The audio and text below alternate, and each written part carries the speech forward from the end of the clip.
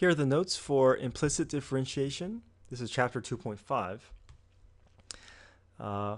All the functions that we've been dealing with so far have been explicit equations, meaning that we have separated the y and the x's on both sides of the equation. So equations where x's and y's are separated on different sides of the equation. For example, y is equal to 9x squared plus 4 root x plus 8. When we find the derivative, we never have to worry about the left side of the equation because we just have to worry about the right side. This is explicitly defined in terms of x. This is a function y in terms of x.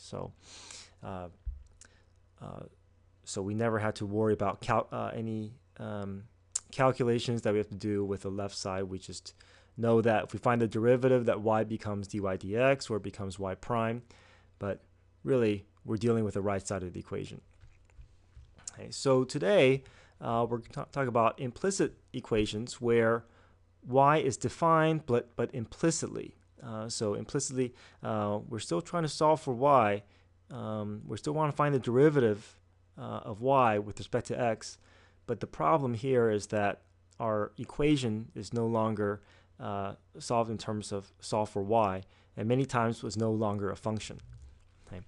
So implicit equations are equations where x's and y's are mixed together on the same side of the equation, or where we have y's that where it's not y equals to and everything in terms of x. Okay, so for instance, y squared is equal to xy minus x squared. This is an equation where we're unable to solve for y or get y by itself and everything else on the other. So we're going to talk about how we can find the derivative of equations that have this property. Okay, so first off, let's review finding the derivative explicitly. So if we find the derivative explicitly, 3x squared becomes 6x, 9x cubed becomes negative 27x squared, and then the 5 goes to 0. Okay. But really what's happening is we're finding the derivative of each variable with respect to x. X is the independent variable in this case, and y is the dependent. So if we think about finding the derivative for this, really what's happening is we are finding the derivative of y, and it's y to the first power, right? So the derivative of y, just like with x, will turn into 1. But because we're finding the derivative with respect to x, of y with respect to x, we have to attach this dy over dx. Okay. And then 3x squared becomes 6x, like we all know, and we're finding the derivative with respect to x, so we have dx over dx. Okay, minus, and then this becomes 27x squared, and again we're finding the derivative of x with respect to x, so we have dx over dx. And then the 5 is just a constant, so that's just going to go to 0. Right?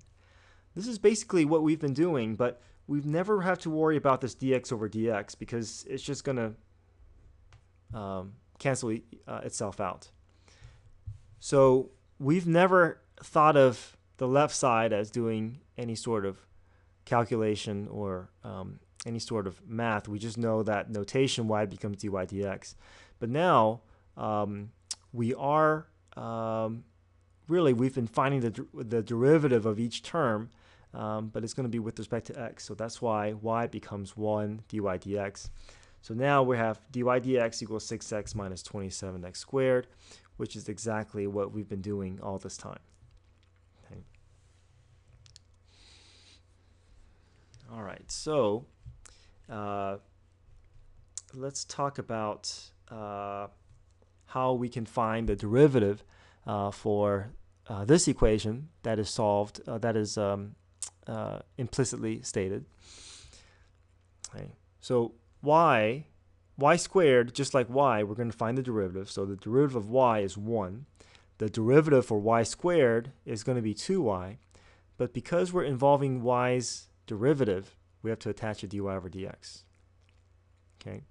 5x just becomes 5. There's no y's involved, so we can just make this 5. and then 4 goes to 0. It's a constant. So now we should have to solve for dy dx. Before, we didn't have to solve for dy dx. It's already going to be by itself. Here, we need to take the additional step of moving things around so we can get that dy dx by itself. So we add 5, divide both sides by 2y. We get 5 over 2y. Okay. Also, another thing to notice is before, if we want to find the derivative of a function, we can simply plug in an x value and get the slope. Now, when we're dealing with something that is not a function, the derivative of the line or the curve may involve the y value. Okay, so that's something a little bit different, especially if we're dealing with curves that are not functions or curves that will not pass the vertical line test. Okay, so here are all the steps that we'll be taking to find the derivative implicitly for a function. So the first step is we take the derivative of each term with respect to x. Okay. If a variable is y, then we find the derivative like we would many times using power rule, and then we just attach this dy dx to the derivative that we just found. Okay. Once we have all the dy dx showing up, we want to move all the terms containing dy dx to the left side of the equation. We move all the other terms to the right side of the equation, and then we factor out the dy dx and then solve for our derivative. So let's look at example 1. We have an equation that is defined implicitly for y.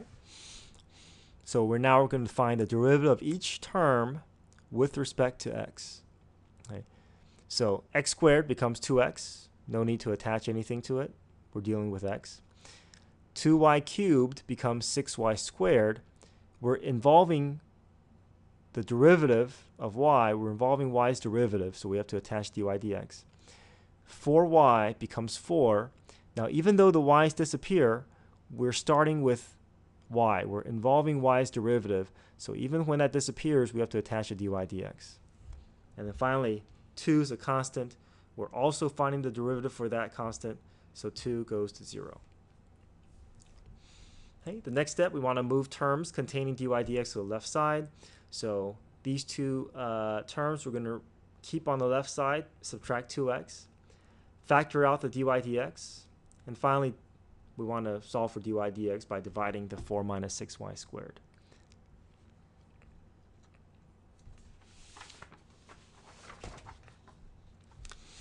Okay, let's take one more example here. Example 2. 3xy cubed minus 2y equals 7. Find dy dx, or find y prime. Okay, so now we got to be a little bit more careful because 3x and y cubed are two separate functions. And if we want to find the derivative of two functions that are being multiplied together, we have to consider product rule. Okay, so product rule, I'm going to treat 3x like my first function and y cubed like my second function. So we find the derivative going through product rule. So f prime g plus f g prime. So f prime, the derivative of 3x is 3. G, we write the original function there, plus the original f of x times the derivative of g. So y cubed becomes 3y squared. And then we have to attach a dy dx because we are finding the derivative of a term that contains a y. Okay. Notice that we did not attach a dy dx over here because we're just copying down the g function. We are not finding the derivative of y cubed yet. Okay. Minus 2y, and the derivative of 2y is 2 dy dx. 7 is a constant. It goes to 0. Okay, so now we want to clean this up. We want to put the terms that have a dy dx next to each other so that we can factor it out. We'll subtract the 3y cubed, factor out the dy dx, divide both sides by 9xy squared minus 2. So now we have our derivative.